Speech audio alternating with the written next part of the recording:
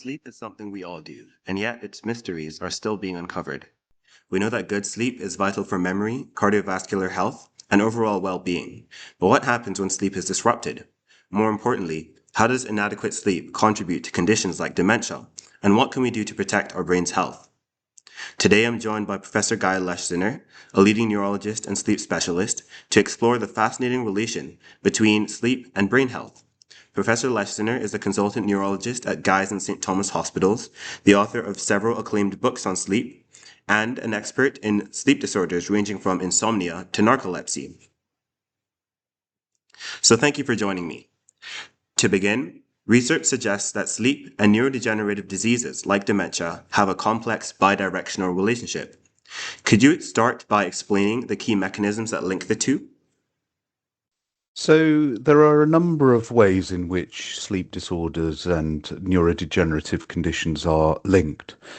We know that there are some neurodegenerative conditions in which sleep or aspects of sleep deteriorate in the prodrome to these kinds of conditions. A really good example of that is Parkinson's disease. We know that individuals with Parkinson's disease will very frequently present with a particular condition of sleep called REM, sleep behavior disorder, whereby they act out their dreams. Because the mechanisms that normally paralyze us in dreaming sleep or REM sleep go awry. And sometimes this can occur up to several decades before people will go on to develop Parkinson's disease. But in recent years, attention has very much been shifted towards conditions like Alzheimer's disease or other forms of dementia. And there have been a number of different areas of research that have linked the two together. The question really, which remains unanswered, is whether or not sleep disturbance in various forms gives rise to conditions like Alzheimer's disease, or at least increases risk of Alzheimer's disease, or whether sleep disorders, things like insomnia, poor quality sleep, a disruption of our internal body clock, our circadian rhythms, might be part of the prodrome to conditions like Alzheimer's disease. I believe one of the most discussed processes is the brain's lymphatic system, which clears waste during sleep. Could you elaborate a bit on its role and how its dysfunction might contribute to conditions like Alzheimer's?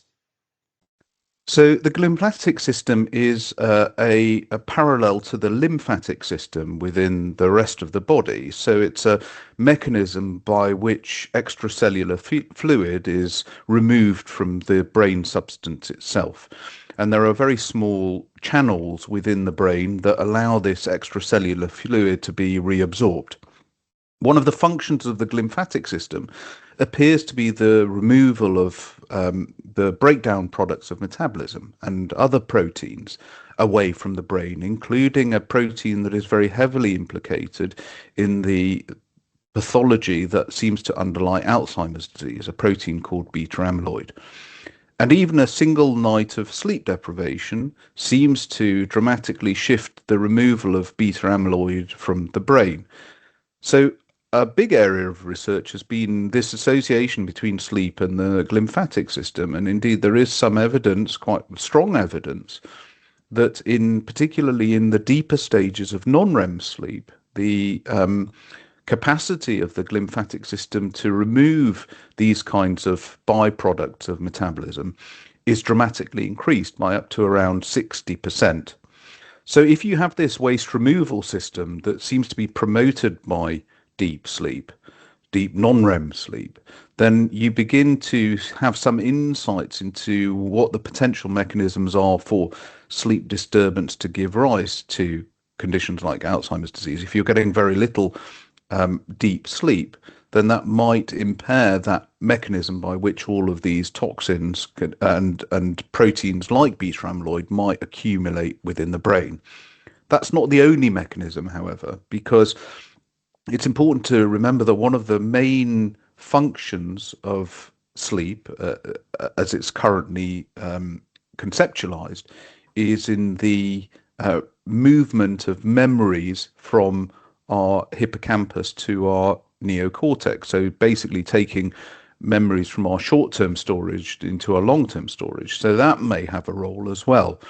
And we also know that there are certain sleep disorders that may give rise to inflammation within the brain, that might give rise to damage to the blood vessels. And all of these processes can increase the risk of cognitive decline later on in life.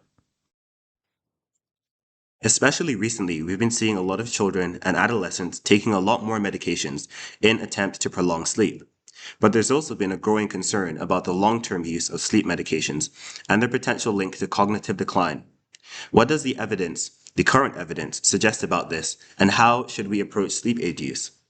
Well, the current evidence it still has significant limitations. So certainly the use of sedative drugs, sleep tablets, it are strongly associated with the risk of cognitive impairment and conditions like dementia later on in life. What remains in, entirely unclear is whether or not that association is a causal relationship. Because, of course, we think that insomnia or poor quality sleep may give rise to dementia, and therefore, it may be that the reason why people are taking these drugs may be the risk factor for dementia. It may be, as I've already alluded to, that actually sleep disturbance, poor quality sleep, is part of the prodrome of some of these neurodegenerative disorders, which is why this association exists. So it may be that these drugs themselves actually contribute to cognitive impairment and cognitive decline later on in life. And there are some potential biologically plausible explanations as to why this might be the case. So, very recently we've identified that one of the commonest drugs used as a sedative agent, as a hypnotic, might impair the glymphatic system regulation. And also some of these drugs do cause fairly widespread changes in neurochemistry that may also give rise to cognitive impairment as well. But at the moment, I think the major message is that the relationship between these drugs and dementia is at the moment unclear. It's certainly enough for us to be very keen to try and avoid these medications if at all possible. So it seems that the evidence suggests some form of association, but not necessarily a causal one. Would certain classes of these medications actually be more concerning than others? For example, when it comes to risk of dementia? Well, I think there are concerns about anticholinergic drugs in particular, but really the evidence that we have suggests that all of these drugs have this relationship. Um, you know, what's interesting about the data is that, for example, the use of benzodiazepines and Z drugs have had some conflicting results. So that there have been some studies that have suggested that that relationship is not there.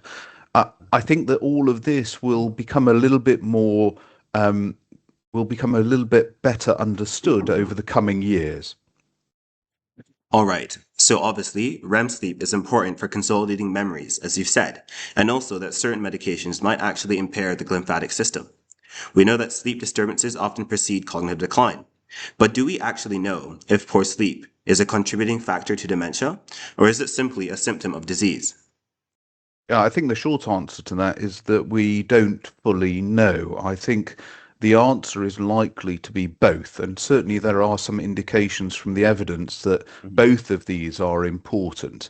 So that sleep disturbance may give rise to cognitive impairment, but equally, in the early stages of some of these neurodegenerative processes, we know that the neurological mechanisms that stabilize sleep and regulate sleep may decline.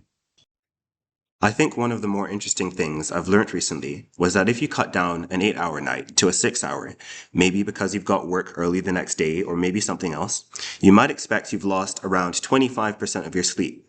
In reality, you could have lost 50, maybe 75% of REM sleep because of the way REM and non-REM battle for dominance throughout the night.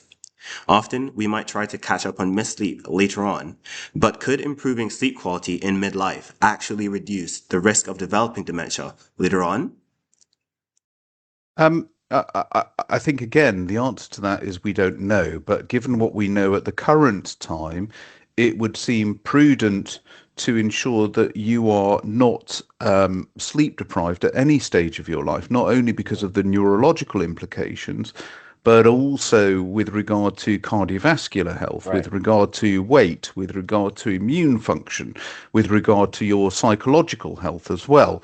So I think that it's important to stress that 8 hours a night. People often use 8 hours as being this Mhm. kind of magic number, but actually, we know that the sleep requirement that individuals have varies tremendously between individuals, and it relates to your age, it relates to your genetics, and it also relates to the quality of your sleep as well.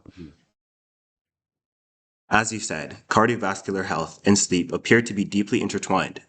But how does that actually work? And what's the dynamic between them?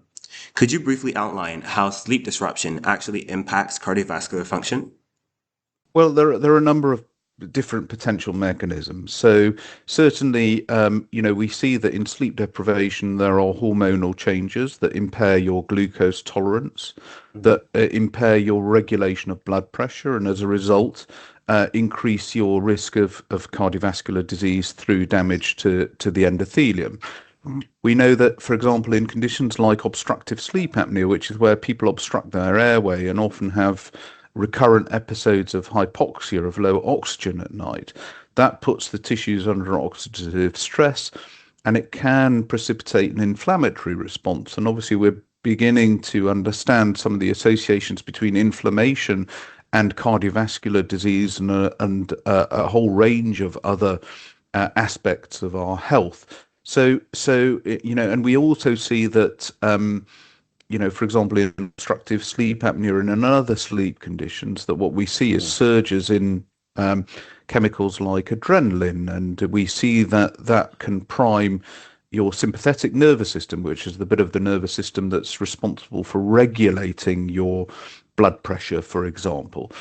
And so there are these numbers of ways in which poor quality sleep, disrupted sleep, and other sleep disorders can give rise to conditions like, cardiovascular events or cerebrovascular events like stroke, for example. I believe you mentioned sleep apnea, which we know increases the risk of hypertension, stroke, and heart disease. Are these risks significant? Yeah, I mean, I think that we very clearly see that, Mhm. with individuals who've got obstructive sleep apnea, their risk of cardiovascular events, their risk of cerebrovascular events, and their risk of all-cause mortality is significantly increased.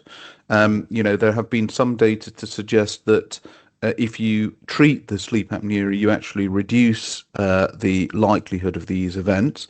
But there are some methodological issues regarding many of these studies because one of the issues is trying to ascertain exactly how well somebody's sleep apnea is controlled and how much they are using the treatment for it. But certainly there is, really good evidence, for example, that um, if you have somebody who has blood pressure issues and they're on multiple agents to try and regulate their blood pressure, one of the commonest causes of that is obstructive sleep apnea. And when you treat their obstructive sleep apnea, their blood pressure gets much better. Given the increasing prevalence of cardiovascular diseases, do you think sleep should actually be given more attention in public health strategies? I, for one, definitely do, but I'd love to hear your thoughts too. Yeah, no, absolutely. I think certainly in the medical world, I think people are much more aware of the implications of conditions like sleep apnea in their own field. So, cardiologists know now that, if you've got somebody who's got difficult to treat blood pressure, or if you've got somebody who's having abnormal cardiac rhythms at night, then they should be screening for sleep apnea. In neurologists are now aware that if you've got a patient with epilepsy or migraine or other neurological disorders, sleep should be focused on. Endocrinologists know that if somebody's got diabetes and you're having difficulty regulating their weight and their blood sugar control, sleep should be focused upon. Things have changed quite dramatically over the last 10 or 20 years. People are much more aware, and that's not only the medical profession, but also wider society, are much more aware of the relevance of sleep in terms of every aspect of their lives. I think there is a flip side to this, which is that, what we sometimes achieve by doing this is we increase people's anxiety around sleep to such an extent where actually that Right. anxiety causes sleep to deteriorate. So it's a bit of a double-edged sword. Earlier, you mentioned local sleep, and I'd like to dig a little deeper into that while we're still on the topic of things people are not so aware of. I've heard a little about the idea that different regions of the brain can be in different sleep states simultaneously, and I find that truly fascinating. Can you explain what local sleep is and how it challenges our traditional understanding of what sleep is? Yeah. Local sleep can be considered in two ways. So, in one respect, it suggests that different regions of the brain, as you say, can exist in different stages of sleep or wake. And, the most obvious example of that is something called unihemispheric sleep. So, a variety of species like aquatic mammals and certain birds can sleep with one half of their brain at a time, whilst the other half of their brain is awake, in order to allow them to surface and breathe or to fly whilst they are getting some sleep. Now, in humans, we don't do that. Mhm. But what we do understand is that, we all, to some extent, have the ability for different regions of our brain to be awake and other areas of our brain to be in very deep sleep sometimes, or even in dreaming sleep sometimes. And this is what underlies many of the sleep disorders that I see in my clinic. Conditions like sleepwalking, for example, night terrors, some of the things that people will very regularly experience, like sleep paralysis, which is when you wake up suddenly and you feel wide awake, but your body is completely paralyzed, or hallucinations as people drift off to sleep or wake up. These are all of a function of certain areas of the brain being in different stages of sleep. But on a micro level as well, we are now starting to understand that actually, even whilst we're fully awake, there are little islands of our cerebral cortex, of the outer lining of our brains, Mm. that are dipping in and out of electrical silence, akin to small islands of sleep on the surface of our brains. And as we get more tired, as we get more fatigued, for example, with a particular task, it seems that those islands of local sleep extend in terms of their area and also extend in terms of their duration. And that might explain why, for example, when we get fatigued, our performance declines. So to consider the brain being awake or asleep as a whole is clearly incorrect. You mentioned a couple real world implications, like aquatic mammals or surfacing for air. You also mentioned sleepwalking and other things you see in your clinic. But can you think of any real world implications in relation to microsleep and high risk professions like aviation or medicine? Uh, yes, of course, because if we speculate that wake and sleep is on a spectrum, Mhm. and actually, even while you and I are talking, it's likely that there are small islands of cortical sleep that are existing. But obviously, it clearly gives us an explanation for why, when we are fatigued, our performance, both cognitive and motor performance, declines. And that then has very obvious implications for all of these high risk professions, because essentially, if somebody's flying a plane, you don't want their cerebral cortex to be too much asleep, because that Mhm. obviously has implications for all the passengers. Uh, um, and um, and so that kind of level of understanding, I think, gives us at least some insights into how we may be able to better manage working patterns and mitigate risk. Really quite interesting stuff. Looping back to the things you deal with in your clinic, I think most people assume that the entire brain is either awake or asleep at any given moment. You've clarified that this is not the case, but do we know why this isn't the case and what it means for phenomena like sleepwalking, hypnic hallucinations, and sleep paralysis? Yeah. So I think that the short answer is we don't know why this Okay. occurs. Okay. Mhm. So but certainly there are mechanisms there that allow us to regulate different areas of the brain at the same time. So whilst we don't exhibit unihemispheric sleep, there is some data to suggest that when you put somebody in a new environment, the depth of their sleep will be different in the different halves of their brain. And then that Okay. normalizes the following nights. It's something called a first night effect. So it's likely that there are some vestigial evolutionary mechanisms in place that allow us to regulate the different areas of our brain. But in the context of sleepwalking, in the context of some of these other disorders, it's probably just likely a transient glitch in a very complex system.